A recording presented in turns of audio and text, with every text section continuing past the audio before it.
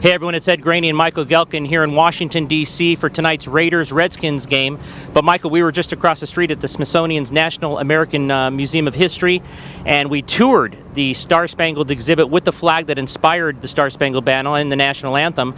You thought you were coming here just to cover football maybe a few weeks ago, but that has changed dramatically across the league today. It certainly has, and this is nothing new in regards to NFL athletes using the national anthem pregame to express their political feelings, or at least their angst regarding what they perceive to be police violence, inequality, especially racial inequality. I mean, things that are hotbed issues in this country and have been for centuries. So you come to the Smithsonian and you see that initial flag, the original, that has so much history, and you spoke to people who had just seen the exhibit. There certainly is a variance in opinion between those who witnessed that exhibit.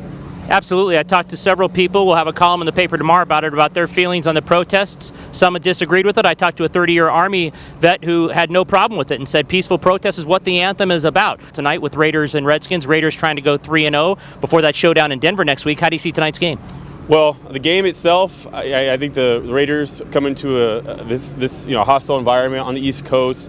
A night game that helps. So it's not an early start, and they face an offense that is hurting. Jordan Reed, not expected to play. He's been dealing with a sternum rib injury. The Redskins' fantastic tight end. Also Rob Kelly, their running back. I think it's funny, though, because even now we talk football, and you can't help but wonder what it's going to be like pre-game. Friday's comments, of course, by President Trump is really what instigated a lot of the response you're seeing from NFL athletes on Sunday, even owners being involved in statements and whatnot. A host of Raiders players really perturbed by the whole situation. Bruce Irvin, Kelechi Osemele, DeAndre Washington, Marquette King, the punter, a lot of guys being very vocal on social media. We'll see what they do pre-game as an expression to what they feel is wrong in the country.